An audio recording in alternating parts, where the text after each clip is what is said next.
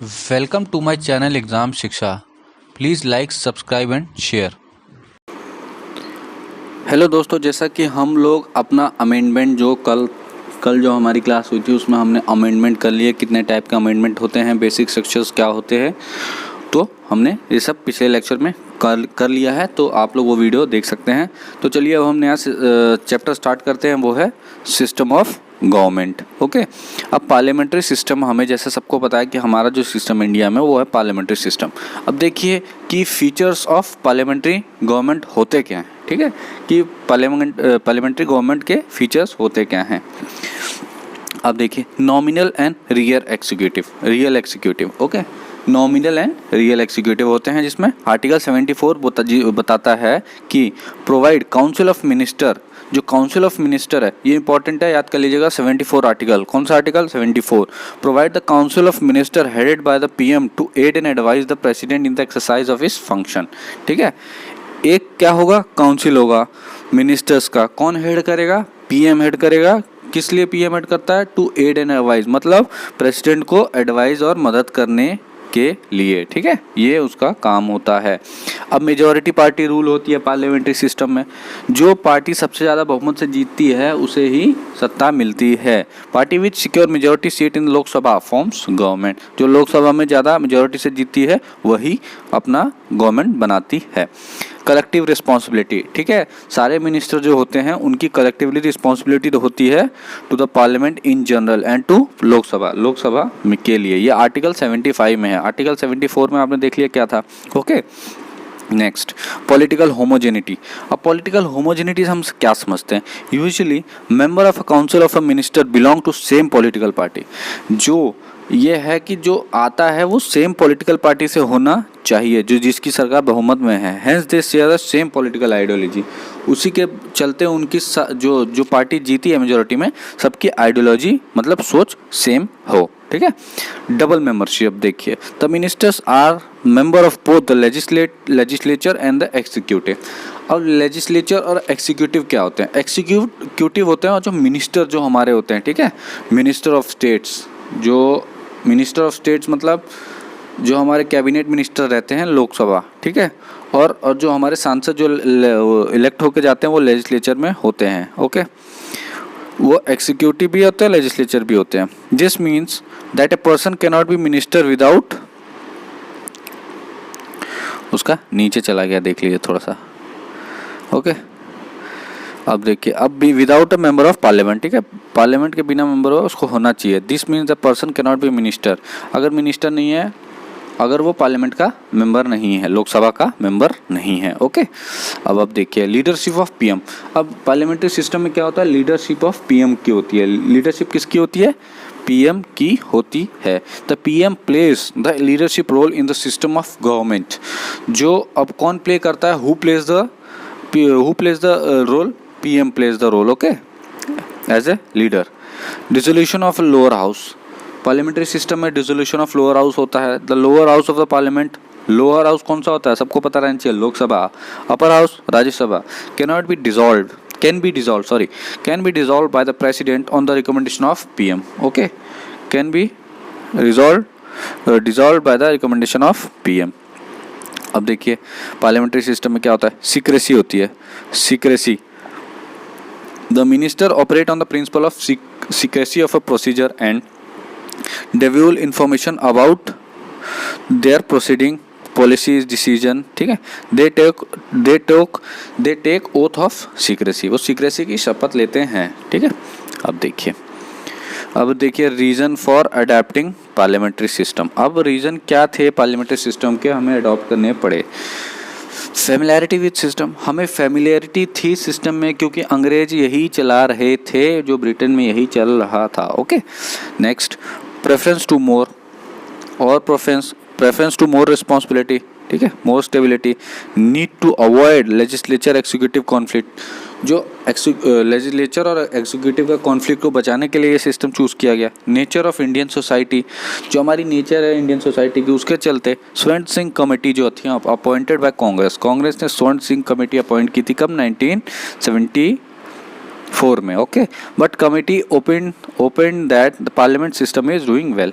तो उन्होंने कहा कि ये पार्लियामेंट्री सिस्टम है वो अच्छा कर रही है। अब ये दो चीज़ हम देख लेते हैं, parliamentary system and the presidential system में क्या डिफरेंस होता है। पार्लियामेंट्री सिस्टम कहाँ है? इंडिया में। प्रेसिडेंशियल सिस्टम कहाँ है? USA में, ओके। अब देख लेते हैं दोनों के फ्यूचर। पार्लियामेंट्री सिस्टम में क्या होता है? ड्यूअल एग्जीक्यूटिव होते हैं, ओके। और फीचर्स जो प्रेसिडेंशियल में single executive, only president.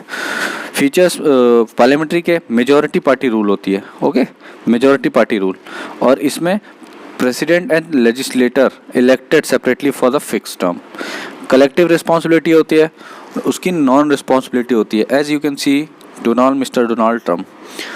Political homogeneity होती है, ओके, सबकी जो आइडियोलॉजी है वो सेम होती है। पॉलिटिकल होमोजेनी जो है वो मे नॉट एग्जिस्ट, सबकी एक जैसी नहीं होती। डबल मेंबरशिप होती है, इसमें सिंगल मेंबरशिप होती है, किसमें? प्रेसिडेंशियल सिस्टम में। लीडरशिप ऑफ ए PM होती है, इसमें डोमिनेशन ऑफ प्रेसिडेंट का ज़्यादा डोमिनेशन रहता है। डिसोल्यूशन ऑफ लोअर हाउस को डिसोल्यूशन हो सकता है, इसमें डिसॉल्व नहीं हो सकता, ओके। अब ये फ्यूजन ऑफ पावर्स या सेपरेशन ऑफ पावर होती है। अब पार्लियामेंट्री सिस्टम के मेरिट्स देख लीजिए कि harmony between legislature and executive, जो लेजिस्लेचर और एग्जीक्यूटिव के बीच में हार्मनी रहती है, मतलब शांति रहती है, कोई इतना झगड़ा नहीं होता। और दूसरा देखिए, रिस्पॉन्सिबल गवर्नमेंट होती है, प्रिवेंट्स डेपोटिज्म, वाइड रिप्रेजेंटेशन इसका होता है। अब डीमेरिट देखिए किसके? प्रेसिडेंशियल के। Conflict between legislature and executive, जो इसका मेरिट है पार्लियामेंट्री सिस्टम का, वो प्रेसिडेंशियल का डीमेरिट होगा। मोर रिस्पॉन्सिबल गवर्नमेंट होती है, नॉन रिस्पॉन्सिबल गवर्नमेंट होती है, may lead to autocracy, okay, narrow representation. अब देखिए, अब जो इसका मेरिट है प्रेसिडेंशियल का, वो इसका डीमेरिट हो जाएगा पार्लियामेंट्री सिस्टम का। क्या है? Unstable government. अब ये कहते हैं कि अनस्टेबल गवर्नमेंट होती है, बट जो प्रेसिडेंशियल सिस्टम में वो कहते हैं स्टेबल गवर्नमेंट होती है। No continuity of policy, continuity की पॉलिसी नहीं है इसमें। डेफिनेटनेस इन पॉलिसी होती है। अगेन सेपरेशन ऑफ पावर, ये based on the separation of power, government by expert, government by MHs, ठीक है। अब चलिए आगे देखिए, distinction between Indian and British model. अब ये इन दोनों के मॉडल में क्या था डिस्टिंक्शन देख लीजिए। इंडिया, ठीक है, इंडिया के बारे में देख लेते हैं। Republican system in a place of British monarchial system. हमारा रिपब्लिकन सिस्टम है in place of British monarchial. British में क्या था? मोनार्कियल सिस्टम है अभी भी। British system based on doctrine of sovereignty, ठीक है, सॉवरेनिटी पे है डिपेंड करता। Of parliament, while the parliament is not suppress in India, supreme in India, ठीक है, पार्लियामेंट सुप्रीम नहीं है इंडिया में। एन्जॉय लिमिटेड पावर, ये लिमिटेड पावर एन्जॉय करती है। अब देखिए, in Britain PM should be member of lower house of a parliament. In Britain में जो हमारे वहाँ के जो PM है वो क्या होने चाहिए? मेंबर ऑफ लोअर हाउस के होने चाहिए। But in India PM may be member of any of the two houses. हमारे इंडिया में क्या है? दोनों में से, राज्यसभा लोकसभा में से किसी के भी हो सकते हैं मेंबर, ओके। अब देखिए, usually MP alone are appointed as minister in Britain. जो यूजुअली क्या होता है? MP जो अलोन अपॉइंट होते हैं minister in Britain. In India a person who is not MP can be appointed as minister.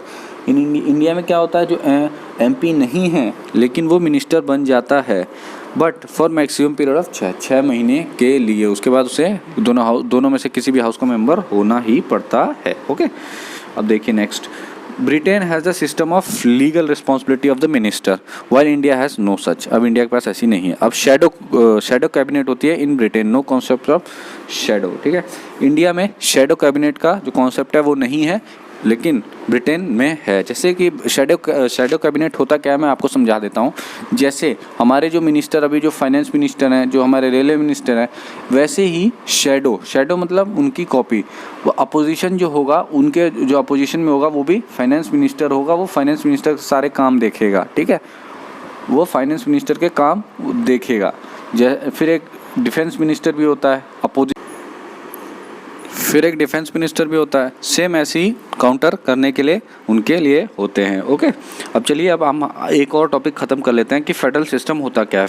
Parliamentary system हो गया, अब फेडरल सिस्टम क्या होता है, फेडरल गवर्नमेंट क्या होता है। उसमें ड्यूअल गवर्नमेंट होती है, यूनिटरी में सिंगल गवर्नमेंट होती है। हमारा जो इंडिया है वो फेडरल भी है, यूनिटरी भी है। जो फेडरल होता है उसमें रिटन कॉन्स्टिट्यूशन होते हैं, उसमें आर्टिकल कितने होते हैं, हमारे आर्टिकल कितने 465 आर्टिकल है, 12 शेड्यूल है और कितने पार्ट है, 25 पार्ट है। कॉन्स्टिट्यूशन में भी रिटन फ्रांस रिटन होता है, फ्रांस का रिटन है, अनरिटन किसका है, ब्रिटेन का। ये देख लीजिए, क्वेश्चन पूछा जाता है एसएससी में। Division of power between national and regional government, जो डिवीजन ऑफ पावर होती है रीजनल एंड नेशनल गवर्नमेंट में, जैसे कि हमारा दे रखा है union list, concurrent list, state list. Okay, कितने कितने कितने इसमें हैं देख लीजिए, 97 है, पहले 100 थे, अभी 66 है, पहले 61 थे, 47 अब है, पहले 52 थे। सुप्रीमेसी ऑफ द कॉन्स्टिट्यूशन होता है, इसमें जो यूनिटरी गवर्नमेंट में होता है नो डिवीजन ऑफ पावर होता है, all power rested in the national government. Supremacy of the constitution, पहले फेडरल सारे देख लेते हैं। रिजिड कॉन्स्टिट्यूशन होता है, इंडिपेंडेंट जुडिशरी होता है, बाय कैमरल लेजिस्लेशन होता है। ठीक है, इसमें सब अपोजिट होगा। अब critical evaluation of federal government system देख लेते हैं कि critical evaluation of federal system. 2 factor according to K Santhanam responsible for unitary are the dominance, पहला the dominance of the centre in the financial sphere and the dependence of the state upon the central grants. ठीक है, समझ के इसका मतलब नहीं समझे। The dominance of the centre, dominance होता है किसका, सेंटर का। किस मामले में, फाइनेंशियल स्पेयर में कौन डिपेंड होता है, स्टेट गवर्नमेंट डिपेंड होती है किस पे, सेंट्रल गवर्नमेंट पे। ठीक है, उनके सेंट्रल ग्रांट्स पे। The emergence of a power planning commission which control the development process. Okay, तो इतना हमारा चलिए आज का हो गया है, हमने कंप्लीट कर लिया आज। ठीक है, पार्लियामेंट्री सिस्टम और फेडरल सिस्टम दोनों हमने अच्छे से पढ़ लिया। इसमें से क्वेश्चन पूछे जाते हैं, जैसे मैं बता दूं कि ये पूछ लिया जाता है कि यूएस किसका कॉन्स्टिट्यूशन अनरिटन मतलब रिटन नहीं है। ठीक है, ये सब क्वेश्चन इसमें पूछ लिए जाते हैं।